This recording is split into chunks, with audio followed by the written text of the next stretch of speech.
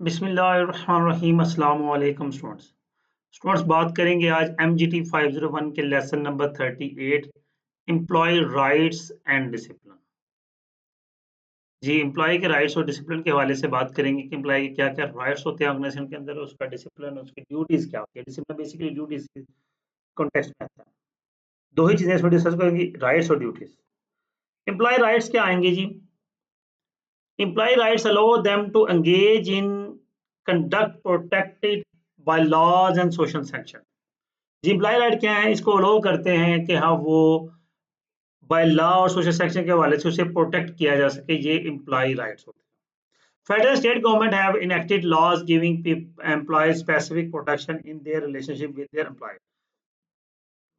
Federal और state जो governments होती हैं, स्टेट कहते हैं सूबे के हवाले से गवर्नमेंट जो होती है, और फेडरल जो है सेंट्रल गवर्नमेंट जो है, enactive laws giving employees specific protection, और वो लॉज बनाते हैं एम्प्लॉयज को प्रोटेक्ट करने के लिए with relationship to their employer. आगे बात करते हैं, court have also been willing to protect workers by wrongful discharge. These rights include statutory, contractual और अदर राइट्स। उसके अलावा कोर्ट्स भी कुछ राइट्स देती है, जिस तरह के बगैर रीजन के किसी एम्प्लॉय को फायर कर दी जाए तो उस वाले से उसको कुछ राइट्स मिलते हैं। आगे there are many laws, regulation, ये बातें चलती रहेंगी। सबसे पहली बात है हमारे पास स्टैट्यूटरी राइट्स, फिर कॉन्ट्रैक्चुअल राइट्स और फिर अदर राइट्स। तीन बात है, तीनों को लगातार डिस्कस करते हैं। स्टैट्यूटरी राइट्स हमारे पास कौन से होते हैं? प्रोटेक्शन फ्रॉम डिस्क्रिमिनेशन, यानी कि डिफरेंशिएट करना, डिस्क्रिमिनेट करना, उससे प्रोटेक्ट किया जाता है। सेफ एंड वर्किंग कंडीशन, जो वर्किंग कंडीशन हो वो सेफ हो, ठीक है। राइट टू फॉर्म यूनियंस, उनके पास राइट हो कि वो यूनियन क्रिएट कर सके। यानी कि ये वो राइट है जो कि हर एम्प्लॉय के पास बाय डिफॉल्ट मौजूद है। उसके डिस्क्रिमिनेट ना किया जा सके, जिससे काले गोरे का जो फर्क होता है वो ना किया जाए। उसकी वर्किंग कंडीशन सेफ हो, उसको यूनियन बनाने का राइट हो। ये these are the rights which are strictly rights and compulsory given to every person. दूसरा आता है ये कॉन्ट्रैक्चुअल राइट्स। ये rights on basis of contract होते हैं कि आप अपने एम्प्लॉयर के साथ क्या कॉन्ट्रैक्ट करते हैं। जो एम्प्लॉयमेंट कॉन्ट्रैक्ट होता है, यूनियन कॉन्ट्रैक्ट है। कुछ एम्प्लॉयर कॉन्ट्रैक्ट होते हैं जो कि बाय डिफॉल्ट हो जाते हैं, ठीक है। जिस तरह मैं एक बात करूं कि टीचर है, वो एक स्कूल को या कॉलेज को ज्वाइन करता है। हम कॉलेज की मिसाल लेते हैं, स्कूल की हैसियत नहीं। अब कॉलेज को या स्कूल के चले मिसाल ले लें, तो वो उसे अगर ना भी कहा जाए तो ये एक इम्प्लॉयड कॉन्ट्रैक्ट है उसका, कि उसने कम अज कम सेशन जो शुरू शुरू हो रहा है वो सेशन वो कंप्लीट करे। नॉर्मली इस कॉन्ट्रैक्ट को या इस राइट को तो खैर मिसयूज ही रहता है, लेकिन फिर भी इम्प्लॉयड कॉन्ट्रैक्ट होता है। तो कुछ एम्प्लॉयमेंट पॉलिसीज होते हैं, this are contractual rights. Other rights में एथिकल ट्रीटमेंट, उसे एथिकली ट्रीट किया जा सके, उसे यानी कि जिस तरह ऑर्गेनाइजेशन के अंदर अक्सर का जो लो एम्प्लॉइज होते हैं, जैसे जो सफाई करने वाले हैं, ठीक है, ऑफिस वगैरह वगैरह हैं, उनको किया जाता है, क्या कहते हैं, हैरेस किया जाता है, ये समझ लें, या उससे उनको डिग्रेड किया जाता है। तो इस तरह की चीज़ें ना हो। और फ्री स्पीच यानी कि बोलने की आज़ादी हो, जो कि पाकिस्तान के अंदर तो खैर वैसे ही नहीं है। ये राइट तो हमारे पास है ही नहीं। खैर चलें जी, नेक्स्ट हमारे पास आता है चौथा जी, ways manager supervisors can influence their company climate of fairness and behaviour. ये कुछ वेज बता रहा है कि किस तरह मैनेजर सुपरवाइजर जो है अपनी कंपनी क्लाइमेट के अंदर एक फेयरनेस बिहेवियर के साथ अपने सबऑर्डिनेट्स हैं उन पर इन्फ्लुएंस कर सकते हैं। Take action that develop trust such as sharing useful information, making good in commitments. ये जो होता है कि कुछ इस तरह के एक्शन लिए जाएं कि जो एनवायरनमेंट है वो यूजर फ्रेंडली हो, ठीक है। वो ना हो,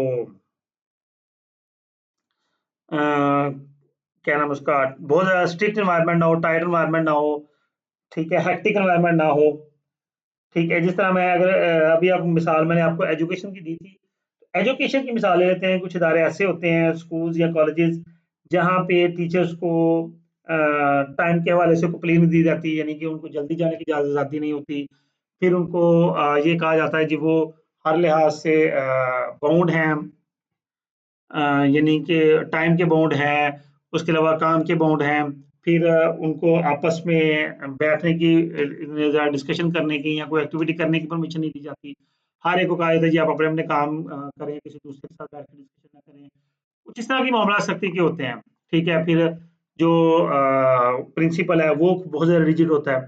लेकिन कुछ ऐसे इदारे भी हैं जहाँ पे प्रिंसिपल खुद बहुत फ्रेंडली होता है, तो उस फ्रेंडली की वजह से एम्प्लॉयज़ के दरमियान जो है वो बड़ा फ्रेंडली एनवायरनमेंट क्रिएट होता है। वो इस तरह की यानी कोई नेगेटिविटी एम्प्लॉयज़ भी क्रिएट नहीं कर रहे होते, ठीक है? मिल-जुल के काम करते हैं, सपोर्टिव होते हैं एक-दूसरे के, तो ये कई तरह के एनवायरनमेंट्स होते हैं। तो खैर चलें, जो राय प्रॉपर एनवायरनमेंट है वो तो यही है कि जो एम्प्लॉयी है वो बिला वजह इन्फ्लुएंस ना करे, टॉक्सिक एनवायरनमेंट क्रिएट ना करे, ठीक है? आगे जी, management rights. Management rights are the rights to run the business and to retain any profit generated, in particular this include the right to direct the workforce. ठीक है जी, ये मैनेजर राइट्स होते हैं कि वो अच्छे तरीके से काम करें, बिजनेस को प्रॉपर रन करें, प्रॉफिट जनरेट करें, ठीक है?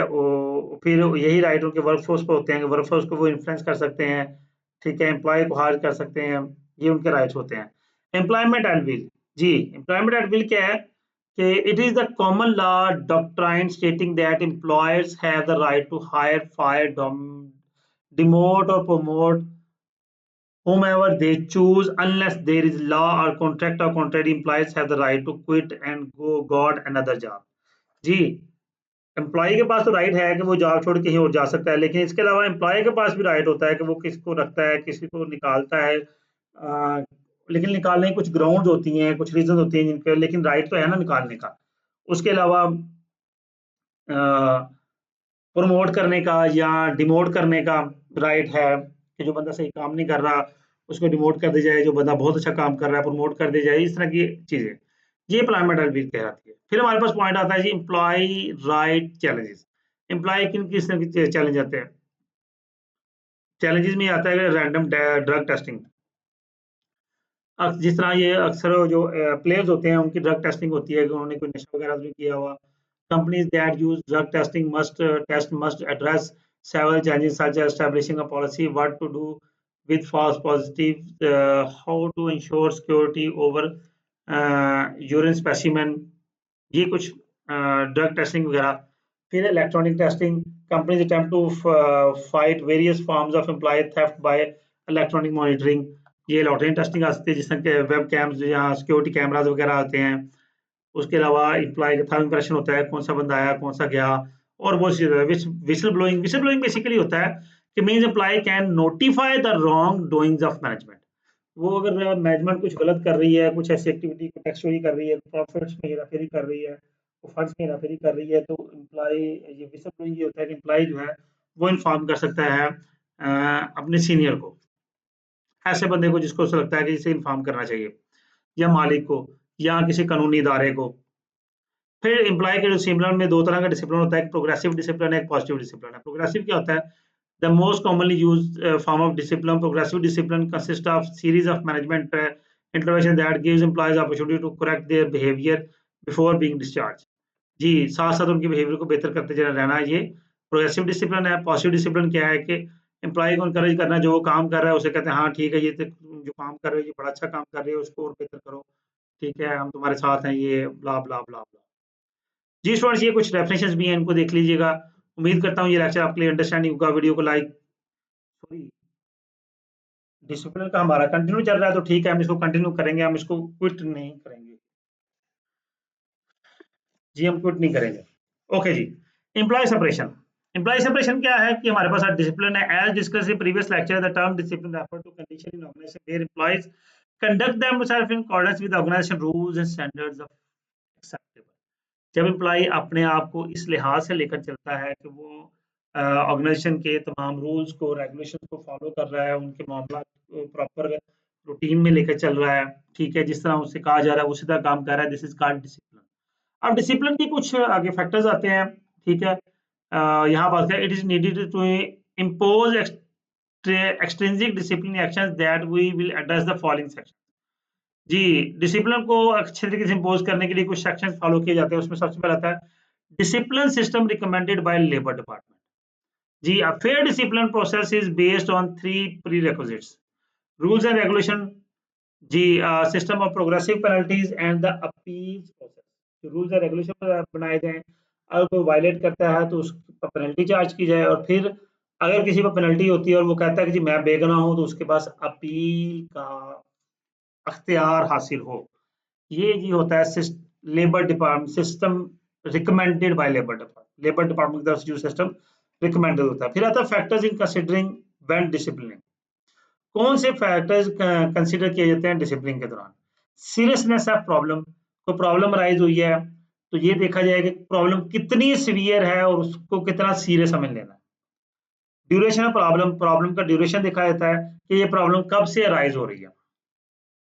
फिर frequency and nature of problem, ये प्रॉब्लम कितनी दफा राइज होगी है, पहली दफा हुई है या पहले भी कई दफा राइज हो चुकी है, अकर हो चुकी है। अगर तो पहले कई दफा हो चुकी है तो ऑब्वियसली फिर ये प्रॉब्लम आ रही है कि उसका जो सोल्यूशन है वो प्रॉपरली इम्प्लीमेंट नहीं हो रहा, कि प्रॉब्लम दोबारा बार बार आकर हो रही है। Is the current problem part of emerging and continuing pattern of disciplinary infraction. फिर आता है extenuating factors. Are there external circumstances related to the problem, जो आसपास के सर्कमस्टांसेस हैं वो प्रॉब्लम से रिलेटेड है। जिस तरह एग्जांपल दे रहा है, the student who fail to turn in her term paper by deadline because the death of his her grandfather या his grandfather is likely to have her violation assessed more leniently than will peer who missed the deadline because he's overslept। कैसा हुआ कि paper start होने थे, पेपरों के लिए यानी कि फर्ज करें फॉर्म जमा करवाना था, एक दो क्लास वालों से दोनों दो नहीं करा सके, एक इस वजह से नहीं करा सका कि उसके ग्रैंडफादर की डेथ हो गई और वो वहां बिजी था, तो एक इसलिए कि वो सोया रहा और टाइम गुजर गया। ठीक है, तो जो सोया रहा उसको ट्रीट अलग किया जाएगा और जो कि जिसके फादर की डेथ हुई ग्रैंडफादर की, उसको जरा लीनियंट ट्रीट किया जाएगा। फिर आता है degree of socialisation. To what extent has management made an earlier effort to educate the person causing the problem about the existing rules and procedures. जी, कि अगर कि वो एम्प्लॉय जो है वो किसी ने प्रॉब्लम क्रिएट की तो उसको कितनी दफा पहले कोशिश की जा चुकी है उसके बारे से एजुकेट करने की कि तुम इस मामले से हट जाओ या इस तरह की एक्टिविटी ना करो या उसे रूल्स और रेगुलेशन समझाने की। ये होता है डिग्री ऑफ सोशलाइजेशन, कि पहले कितनी दफा कोशिश की जा चुकी है। फिर violation of these rules then is the organization who rules and informal और वेग। अब ये देखा जाता है कि किसी एम्प्लॉय ने कितनी दफा वायलेशन की है रूल्स की। और फिर आता है management backing if employ decide to take their case to the higher level of management.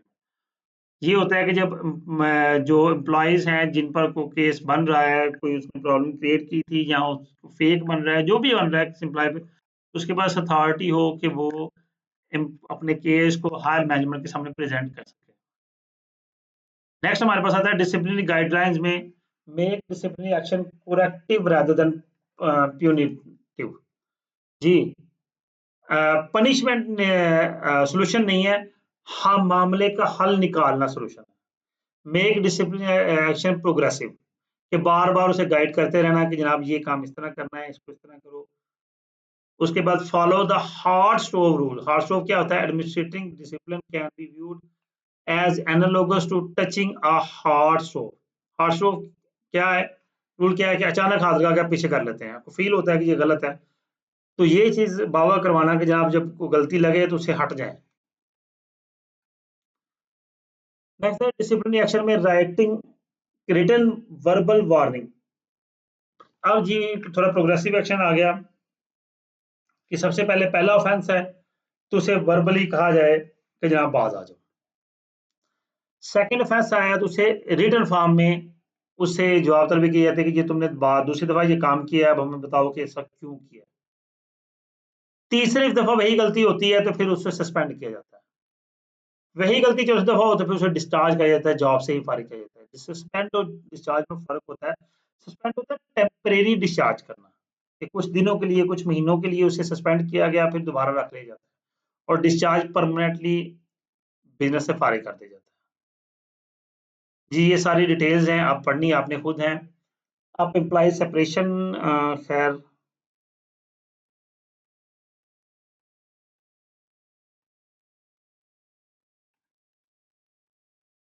Okay जी, एम्प्लॉय सेपरेशन क्या है जी? Employ separation occurs when an employee ceases to be a member of organization।